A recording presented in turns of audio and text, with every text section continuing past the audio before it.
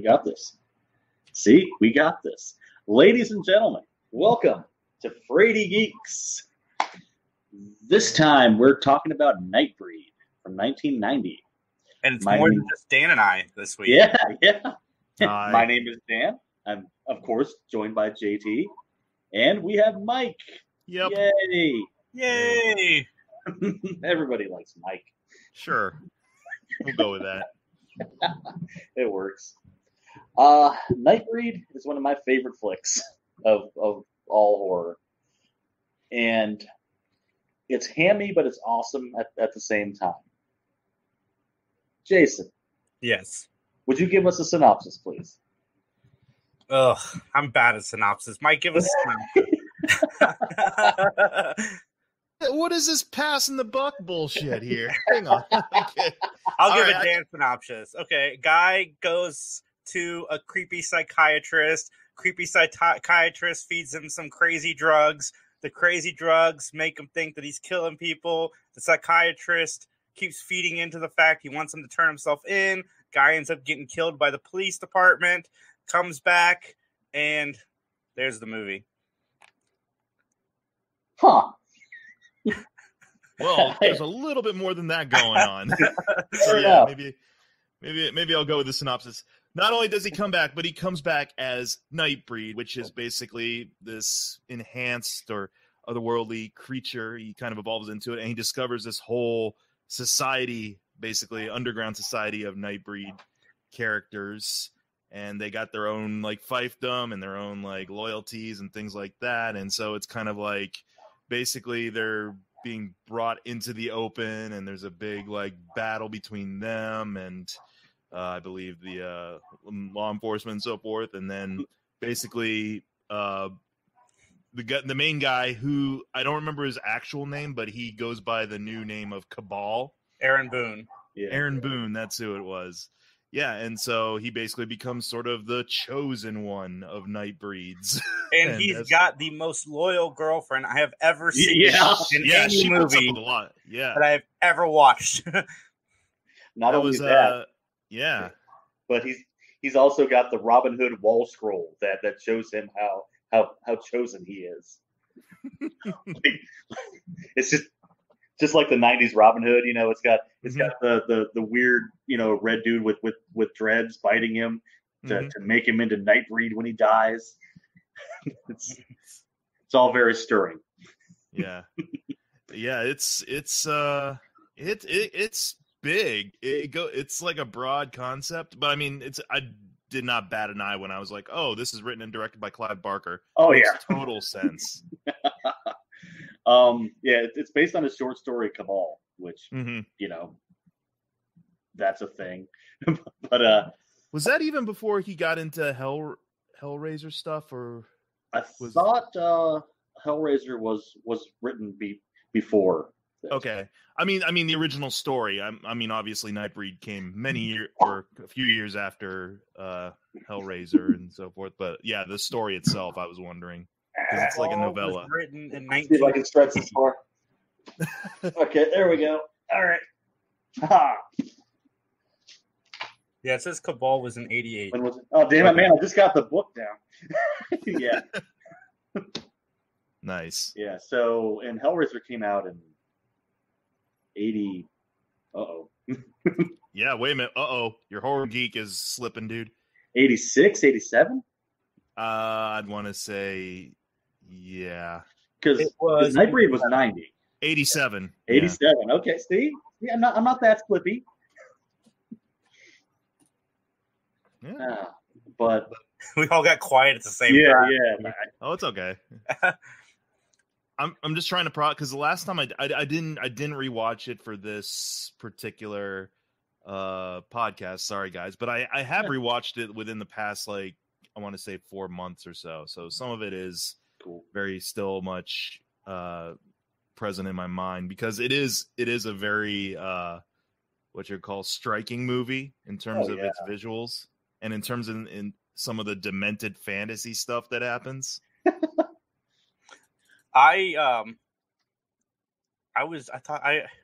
This movie was slow for me, but once the movie hits into the weird, that's when it started to pull my attention in a little bit more. I like the creatures that we get, or I guess they're not creatures; they were human at one point, right? Well, they're the Nightbreed. Yeah, I mean they're human-ish.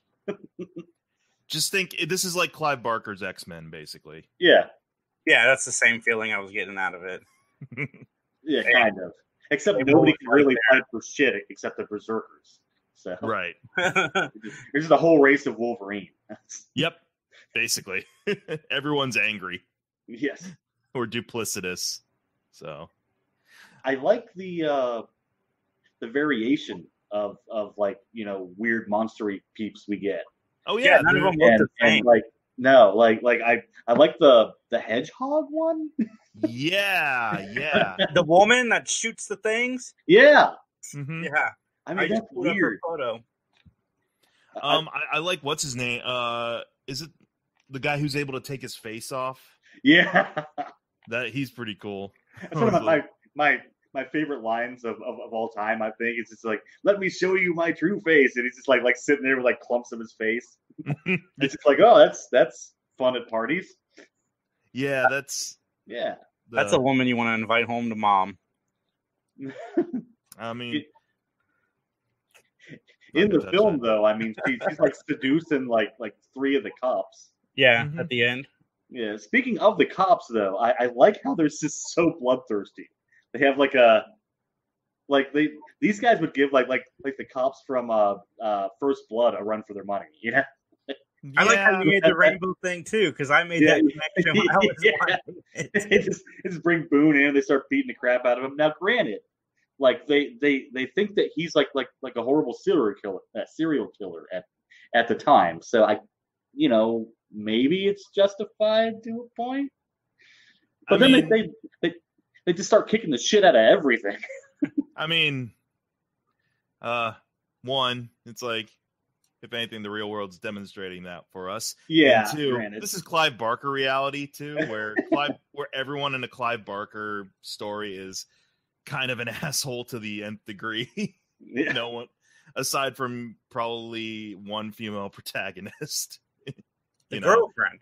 Yeah, the girlfriend. Yeah.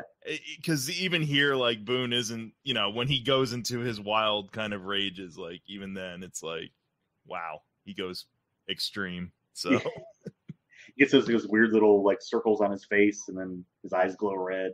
Mm-hmm. It's and he needs to be a psychiatrist in movie. They have to be creepy because David Cronenberg plays a very creepy psychiatrist. But that's like the best like casting for this, I think, because I love Cronenberg as Mr. Buttons. You know what I really like about Cronenberg's role in his actual name's Decker, right? Yeah. But yeah, like around the circuits, he's known as Mr. Buttons. Sure. His name is actually Philip K. Decker. Yeah. A nod to Blade Runner. Yeah. Well, I was wondering if that's a nod to Philip K. Dick. Absolutely, probably. But no, what I like about him and about his role in the story is that you don't draw out the reveal. Like, it's within the first 10 minutes. It's like, this is what this dude's been doing before the movie. So welcome to the party. It's not even a real, reveal.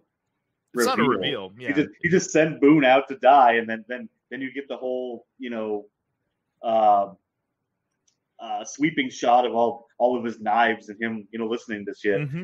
This is like, well, he's the killer guy. It's like frame 1 of this guy. Oh yeah, clearly he's going to be one of the bad guys. So. Yeah, but I like how happily dramatic he is as Mr. Buttons. Like, he just he puts the mask on, and then he just like yells one-liners, not jokes, but just like you're gonna feel pain and stuff. Mm-hmm. It's just, I don't know why, but it makes me happy. It's a simple but really terrifying costume. Yeah, honestly. And it starts out like when he murders the one family. Like, it's a very short scene. You don't see a whole lot of blood, but it's creepy as hell. Well, I guess also too, like, we should point out that there are a couple of cuts of this movie. Granted. With like alternate endings and things like that. And I think it's the Cabal cut and the director's cut. Yeah, I've seen one of the longer ones, but I still prefer the just the regular theatrical cut. Mm-hmm. It just seemed to lengthen it out. It's like the redux of Apocalypse Now. We added a 45 minutes to your film, and it doesn't really do much. Yeah, but how'd this go over commercially? I can't remember. I don't think it was a big hit for Barker. I was looking over the various scorings of it, and it's all over the place. I can understand it being polarizing for some. Like it's got a 41% on Rotten Tomatoes. Nightbreed did $8.9 million in the U.S. box office. Okay. Compared to Hellraiser that did 14.6. Yeah. But what did Nightbreed cost? Because it had to be $11 million. $11 million. Okay, yeah. So it didn't recoup that. Well, no, because I can understand some people, or even like fans of Barker, perhaps not liking this necessarily, because I will admit it's not as polished as like a Hellraiser movie as the first two Hellraisers. And its main like message is that man is the real monster is kind of ham-handed. Man is the real monster, right? Oh yeah. Are we learning that in 2020 again? Yeah. Just 2020? Have we learned that not throughout the course of human history? No, you're right. I'm just saying 2020 seems to be batting us over the head with it. Oh, absolutely. I hear there's a group of heretics over the hill. No, but it's just like it's set in Texas, right? And like the cops are just like all like they got their posses down. They're just like blowing shit up and woo, and even the preacher guy. Oh yeah, he shows up and you're like, you're all evil and Satan and rah. Like that dude's definitely gonna get owned at some point. Come on. Yeah. But I love the preacher. He cracked me up. Oh, dude! But the ending with him and Mr. Buttons is so theatrically shot and great. Well, okay, the theatrical ending again. Right. Yeah. The alternate ending. Yeah, kind of. The alternate ending kind of lingers a little bit too much. Yeah. I mean, it's not Lord of the Rings, but it's right. What is the alternate ending? Well, from what I can recall, it's Boone or Cabal says like goodbye to everybody and says goodbye to his girlfriend, and he like basically assumes his mantle as leader of the Nightbreed, and so she ends up like killing herself. I think so. And like in order to like force him to like resurrect her as a Nightbreed. So yeah. Well, plus there's comics. Oh yeah. There's a whole bunch of comics. Yeah, that's right. This movie does set up sequels for sure. Oh yeah. It's Scream's franchise at the end. Mm-hmm. At the time, like Barker had so many comics. Because they were doing more Hellraiser. They had Nightbreed. They had Saint and Sinner and a couple other ones too. But yeah, they don't make any of them anymore. Well, that raises another question for me, and I'm very curious, Dan, what you would think about this. Is this a franchise? But does this have potential to be a modern day franchise if they revitalize it? Whether they do like the soft reboot route and just do like a sequel that's decades later, or whether they just completely start fresh with the concept. I would think you could, but you'd have to. I mean, you'd have to have a film that was good again, and that's it's gotta like somehow please the people who like Barker and yet get a better Metacritic than this or any of Barker's films besides Hellraiser. Yeah, and I'm not sure that's possible. Well, Clive Barker is working on a television series for this, but it looks like the last time there was an update on it was towards the end of 2019. I mean, with it could, yeah, it could still happen. You know, everything's grinded to a halt. So yeah, truly, like his he can still do like pre-production work to some extent if he's still on board for that. I could see it working as a TV series. Honestly, I'd be cool with that. How about the video games, Dan? You played any of those? There's. Yep. Sorry, lost you there. No problem. Have you played any of the video games? I'll cut that out. There are video games? There are for the Commodore Amiga, the Atari, the Commodore 64, and PC. Sorry. No way. Yeah. It's from the 90s? Nightbreed, the action game, and then Nightbreed, the interactive movie. Wait, there's an interactive movie for the Commodore 64? It's for DOS. For DOS. For DOS. Dan's going to go on eBay today. You know, I don't have anything that runs on DOS anymore. So. I could try and like downgrade one of my laptops so I can play Nightbreed the interactive movie, but nah. Which I don't quite get the idea of that because it's already a movie. So. Yeah, and it's kind of interactive because I can sit there and yell at it. So. Yeah, because unless they put in like FMV style mechanics into it, and you can just cut to different scenes, and there probably are so many different takes that you could just incorporate. Like, well, this character lives or this character dies. It's a version of Dragon's Lair where you play as Boone. With the flashing arrows and everything. Yeah. Dan, as somebody who read The Hellbound Heart, should I go and check out this book? How does it hold up? I like it a lot, but I have a collection of Barker's books back here. So I'm online right now looking up this movie, and it looks like it was planned as a trilogy. So I guess they were planning trilogies back then, too. I mean, yeah, it's Star Wars and all that stuff before. So, yeah, trilogies aren't anything new. I definitely think it's interesting that they thought that this would have the longevity of a trilogy. Yeah.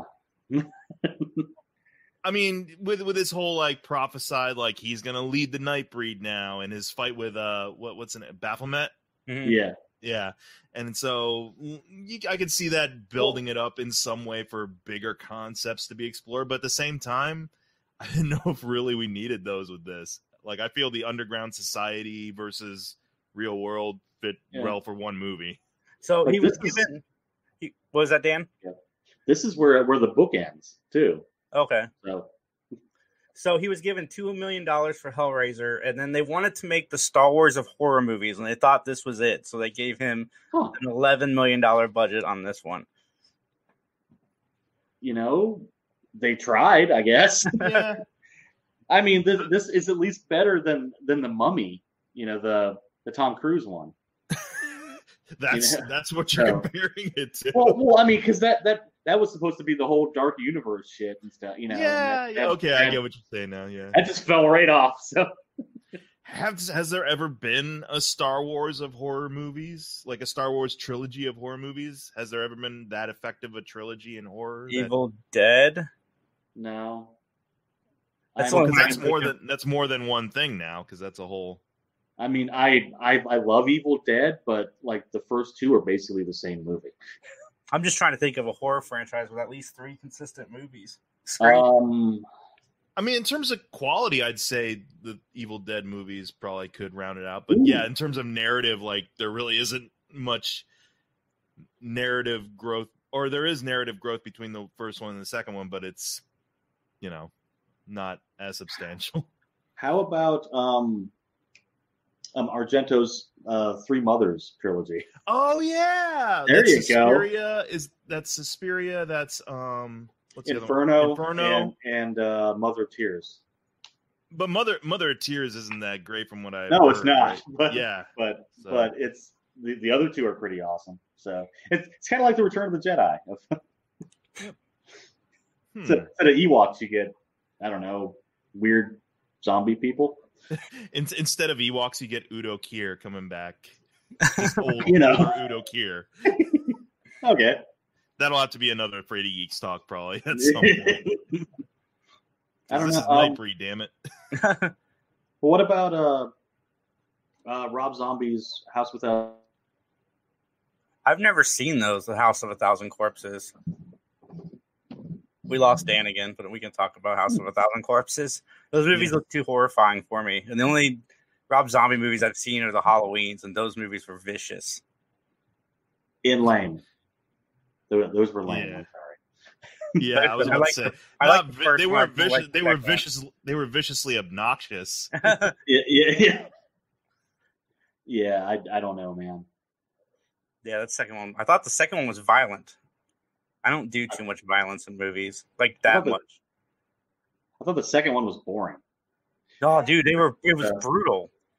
I mean, maybe I'm talking about the wrong movie. I mean, I saw it a long time ago. I've only seen it one time. So Rob Zombie's Halloween 2? Yeah, I thought it was vicious.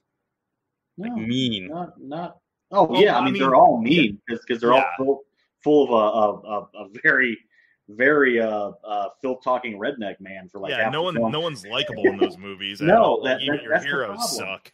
Like the slasher movies, I guess, should always be mean, but they don't usually feel mean. No, not necessarily. Like no. I mean, if you think about the surface, it's a guy killing somebody. You're not supposed to be like, "Yeah, that's awesome," but you want to like your heroes. You want to like the people that you want to survive. Like you want Laurie Strode to survive, and at no point are you like, "I wish Laurie Strode would die," because she's so obnoxious. Which I was like in the Rob Zombie Halloweens. That's how I was with the Blair Witch. I was rooting for her to get taken by the witch. Oh God, yeah, like. In the original Halloween, like you care about the babysitters, In this one, you care for no one. Well, that brings me to this question here about Nightbreed. Did you care about the journey of Aaron Boone and Laurie, his girlfriend? Not as much as I cared about the Nightbreed. Yeah, like Boone was cool, but I think he was kind of just a vehicle to get you like into there and seeing all the cool people, and then have the very angry Southern people kill them all. Mm-hmm. I guess that makes sense. Yeah, I did like a lot. Like you were saying, there's so much variety in the designs of the characters and also a lot of those actors like working the hell out of that makeup. Like we've got the original. We got Doug Bradley's in there. Yeah. Mm-hmm. And like he absolutely owns his role. I can't remember the names of the characters so much, but he's like a follower or he's like the head priest of Baphomet, I guess. Mm-hmm. Yeah, but damn it, man, I forget his name. but yeah, you got Moonface guy. Mm-hmm. Like it looks relatively natural to have that much makeup on your face. So, but yeah, like. Lots of cool effect stuff, and you've got that neat little montage of like the witch burnings too. Mm-hmm. Yeah. I did like the Danny Elfman score a lot. Oh yeah. That we forgot to mention. Yeah, Danny Elfman. Yeah. Like, which I'll admit, when I first heard like the opening like score, I did not peg it as being Elfman's. Like it sounded so un-Elfmanish at first. It's a lot more subtle than that of Elfman. Yeah. It's not Batman, it's not Simpsons. Well, I mean, because Elfman definitely does have sort of a whimsical tone in a lot of his themes, no matter what the movie. I'm mostly pulling for like the Burton movies, but he did that for some of the Spider-Man stuff, obviously, and other people he's worked with. But here in this one, it doesn't really have much whimsy. It's more like doom and gloom right out of the gate, like harkening back to like the Hellraiser movies in a way. So Dan, Mike, what do you guys give this movie out of 3? Mike? Oh, I'd definitely give it so we're doing now. It's been a while since I've done this scale here. 1 out of 3 is it's fine, but I wouldn't recommend. 2 out of 3 is recommend. I enjoy it. I'd probably recommend it to a couple people, but I don't know if I'm telling everybody to go see this. 3 is like, holy crap, you need to go see this. Everybody's gonna love it. Okay. And then you can do points. Well, just because I know that it's not I just know it's not everyone's cup of tea. Definitely 2 out of 3 though. Absolutely. Like it absolutely kind of hit the mark with regards to what I look for in cool fantasy horror, which is cool effects work, a lot of practical effects work and makeup that really pops when you look at it. Some, like Dan was saying, some pretty memorable moments and characters and lines. Mainly thanks to David Cronenberg as Deckard, or Mr. Buttons. Mr. Buttons. But yeah, 2 out of 3. I'd recommend it, but I know there's only a select few of my friends that would get into its vibe, and they're here on the podcast. So I didn't love it the same way you guys did, but I did enjoy, especially the back half of this movie. I liked the Nightbreed. I thought they were fun. I liked the different they're all very vastly different. Each one of the Nightbreed is so different, and I like that. I like the girlfriend character a whole lot in this movie. I feel bad for her. Like, she is just gung-ho on dating this guy. Like, no matter what, she is there. She is loyal. That's the kind of woman we can all strive to meet in our lives. Speaking about that, though, now you get her friend that she runs into the bar, who like falls in love with the dude like the first night she's with him, and she sees like no problem with him like meeting up with them in the middle of nowhere. So I give Nightbreed a 1.8 out of 3. Okay. Cusping close to 2 out of 3. That's fine. How about for you, Dan? This gets a 3 out of 3 from me, because I really like this flick, and you should all watch it. Everybody should watch it once. Okay, yeah, I'll give it that. It's like, if anything we've said enticed you, it's like absolutely give it a watch, because it's a cool little view on staging, because a lot of this is done the way you would do a stage play, especially the end of Mr. Buttons, because he's all crucified up on a thing, and then the priest guy comes over. There definitely is there's a theatricality to it that absolutely like that would not work from like any other angle. But it works really well with him like flailing up, coming alive, and the priest guy is like below him, going like, I'll follow you. You know what? I'm gonna switch it up. I'm instead of 2 out of 3, it will be 3 out of 3. You convinced me, Dan, because it's like, you know what? I appreciate that Barker was trying for something a little bit more grandiose, and that's something, because this is the follow up to a lot of his more memorable, or a lot of his more iconic like imagery and stuff in previous movies with Pinhead and the Cenobites and things like that. But there is a quality of theatricality in this movie that I do kind of like upon further reflection. But also, I don't know, just from a production standpoint, you could kind of tell like this is one of those adaptations of his works that I felt, you could feel it being tightened up as it was going along. Yeah. To the point that it's like, there's 1 or 2 completely different endings for this movie, depending on which version you watch, where it's like they didn't really have a solid kind of way to either wrap it up or springboard it into a franchise like they wanted. It's like they spent so much time making different, monster makeup and stuff. Yeah. After like, where's the script? Yeah, their priority was in bedazzling you and the spectacle of the creatures, but then it was like, where do we go from here? We'll figure it out along the way. And I gotta say, the grossest part of the movie to me is when the lady drops the cream puff on the floor, and she's just like trying to pick it up, and it's like, it's not the blood or anything else. It's just that. It's like, ugh. Well, that's just bad hygiene. I mean, I think that's just universally kind of revolting. So yeah, it's just kind of gross. I don't know why. Ooh, speaking of Cenobites, though, I just finished the Scarlet Gospels. So another book by Barker. Nice. It's interesting because Pinhead, who we learned in the book doesn't like to be called Pinhead. He is that. Wait a minute. That's a meta thing now? Yes. I thought that was just something that was picked up in the fandom, and no, because this book has Pinhead trying to take over Hell, and he likes to be known as the Hell Priest. That's what Barker calls him. Does he have a point where he's like, "Don't call me Pinhead"? He does hurt people for calling him that. Oh. but he doesn't say it. Damn it! I was really hoping he'd have a retort for it and be like, "I don't like being called Pinhead." It's his famous Mr. Tibbs part. But it's also got Harry D'Amour from that other Clive Barker movie that I like a whole lot. Not enough to know the title, though. Yeah, I made you watch it, Jason. You should know this. Lord of Illusions. And yeah, he's the cop, and he's trying to like stop Pinhead from doing it. Wait, is that Scott Bakula? Yes. Okay. Well, you should have said Scott Bakula. Oh yeah, okay. I would have known who you're talking about. But then you think it was Quantum Leap. Yeah, well, yeah, I guess, but no, but you put immediately Clive Barker and Scott Bakula. I'm like, oh yeah, Lord of Illusions. I don't. Great flick. You should watch that one too.